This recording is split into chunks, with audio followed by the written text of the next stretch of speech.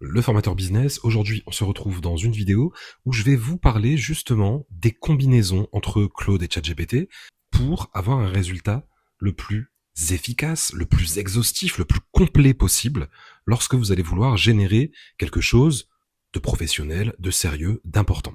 Donc déjà, il faut bien comprendre les différences entre Claude et ChatGPT. Alors ici, on va s'intéresser aux documents un peu longs, type rapport, mémoire, compte-rendu. Claude va être excellent dans tout ce qui va être mise en forme du rapport, mise en forme globale. Vous savez, par exemple, des tableaux, peut-être voilà le titre, et puis surtout aussi conserver sur le rapport le contexte général de votre demande, toutes les petites spécificités que vous avez indiquées dans la conversation. Claude va être excellent pour se souvenir de tout ça. ChatGPT de son côté va être peut-être un peu moins efficace dans la compréhension globale du contexte, il va peut-être oublier des éléments, mais par contre, il est capable d'étoffer, de développer des points de manière très précise et d'enrichir parfois le contenu que Claude va peut-être remarquer de manière un peu superficielle. Donc en gros, pour résumer, Claude est très très bon pour la mise en forme et proposer une structuration globale d'un document long. ChatGPT, lui, est très fort en génération de contenu très développé, très enrichi sur des thématiques. L'idée, ça va donc être ici dans cet exemple de combiner les forces des deux outils pour en obtenir le meilleur. Donc première étape, vous allez ouvrir tout simplement les deux applications, mobile ou ordi. À titre personnel, j'aime beaucoup bosser sur mobile, mais c'est vraiment propre à chacun.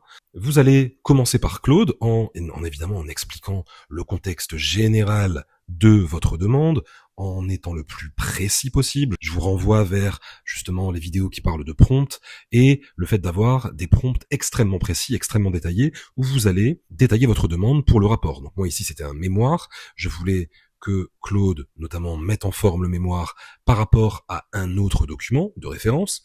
Et donc, il m'a proposé, voilà, un mémoire relativement solide, qui faisait environ 7-8 pages, mais que je trouvais un petit peu faiblard, un petit peu léger dans son approche et dans le développement de certains passages. Donc vous allez ensuite tout simplement télécharger ce document, puis vous allez venir le charger, le proposer à ChatGPT. Évidemment, à ChatGPT, il faudra aussi lui expliquer. Alors ça peut être soit via un GPT personnalisé, soit via le fait de copier la conversation que vous avez eue dans Claude, et puis vous la collez dans ChatGPT. Mais en tout cas, il va falloir lui expliquer, lui donner les documents de référence aussi. Il faut qu'ils aient vraiment les mêmes cadres de référence, les mêmes documents. Et vous allez donc lui mettre le document et lui dire d'analyser de manière approfondie. N'hésitez pas peut-être à changer le mode de réflexion et à passer en moyen ou même en avancé s'il s'agit d'un très très long document. Hein. Là, moi, en l'occurrence, il faisait 8 pages, j'aurais très bien pu rester sur le mode instant, mais ici, peut-être que le mode moyen lui permettra d'avoir d'autres angles d'attaque.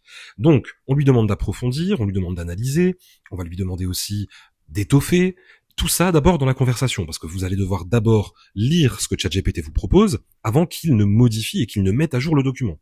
Donc ensuite, ChatGPT va vous proposer déjà une analyse, mais aussi des propositions d'ajout, mais aussi des propositions pour développer le contenu, pour l'enrichir à des endroits qui sont stratégiques, notamment par rapport aux documents de référence que vous aviez posés.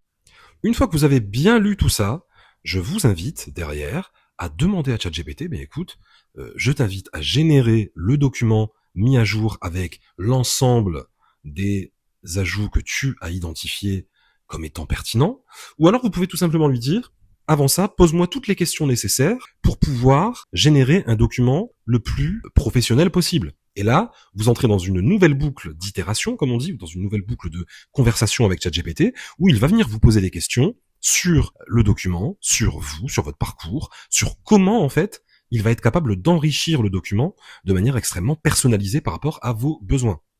Et puis on voit que le document final, il va vous le télécharger, il va vous le générer, et vous allez pouvoir le télécharger. Et là, en l'occurrence, dans mon exemple, il fait plus 8 pages, il en fait, il me semble, 14. Et 14 pages avec donc des tableaux qui sont ajoutés, avec des nouveaux éléments, avec des enrichissements, qui auront été générés grâce à lui, mais aussi grâce à vous, aux questions que vous aurez posées, aux prompts que vous aurez employés.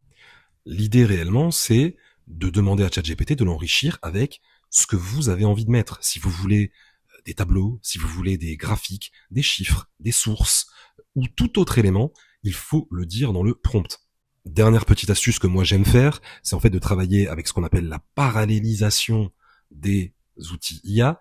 On va redemander derrière à Claude d'analyser ce que ChatGPT vient de mettre à jour. Donc en fait, on refait une boucle derrière, on va redemander à Claude ce que lui pense des ajouts. Parce qu'effectivement, Claude était la première IA à qui on a demandé de créer le document. Donc on sait pas, peut-être qu'on a donné peut-être plus d'infos de départ à Claude. L'idée, c'est vraiment de retransférer ça à Claude et lui dire qu'est-ce que tu en penses, c'est plus solide, c'est pertinent. Et là, Claude va vous dire, généralement, il vous dira toujours, si vous avez bien fait les prompts et si vous avez bien mis les documents dans ChatGPT, si les demandes sont relativement similaires, Claude vous dira oui, c'est beaucoup plus dense, c'est beaucoup plus complet, beaucoup plus carré. Ensuite, ce qui serait intéressant, c'est donc de demander à Claude de conserver ce niveau de détail sur les prochains documents, les prochains mémoires qu'il faudra réaliser dans ce contexte. Par exemple, vous avez 5 mémoires à faire ou 5 rapports à faire sur une thématique en particulier. Avec le nouveau rapport mis à jour avec ChatGPT, vous allez dire à Claude, maintenant, souviens-toi bien de ce niveau de détail, et je veux que les prochains rapports que tu vas me générer soient aussi denses, aussi riches que celui que je viens de te proposer. Plus d'informations dans mon livre Maîtriser ChatGPT, Claude et Gemini, en vente sur Amazon, le lien est dans ma bio.